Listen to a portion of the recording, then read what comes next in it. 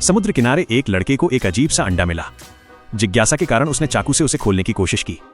अंडे के खोल से नीली रोशनी फूट रही थी, लेकिन वो ध्यान से देख पाता इससे पहले ही माँ ने उसे बुला लिया। रात को जब तूफान और बारिश हो रही थी, लड़के को वो अंडा याद आया। उसने हिम्मत करके जाकर देखा तो अंडा फूट चुका था, पर भीतर का जीव कहीं नजर नहीं आ रहा था। अचानक अलमारी पर रखा कांच का जार गिरकर टूट गया और एक अजीब सा जीव उसके सामने आ खड़ा हुआ। पहले तो लड़का डर गया, पर जब देखा कि जीव हमला नहीं कर रहा तो उसने हिम्मत करके उसे छुआ। वो छोटा सा जीव भूखा लग रहा था।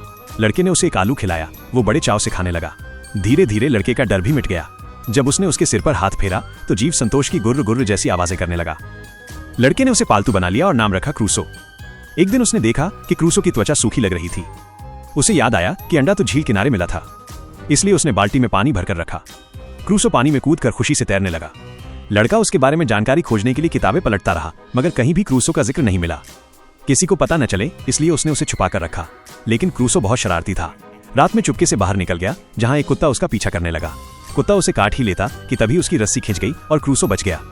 भागते भागते वो लड़के की बहन के बाथरूम में घुस गया। बहन चीख उठी। लड़के ने बहन को सब समझाया कि क्रूसो कहां से आया है।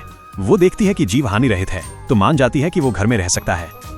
कुछ समय बाद घर में पाइपलाइन ठीक करने के लिए मजदूर आया। उसकी नजर अचानक क्रूसो पर पड़ी। वो चौंक गया और बोला, ये तो वही किंवदंती वाला नेस झील का जल राक्षस है। एक दुर्लभ जीव जो नर मादा दोनों गुणों वाला होता है। बड़ा होने पर इसका शरीर बहुत विशाल हो जाता है, इतना कि छोटे स्थानों में रह ही नहीं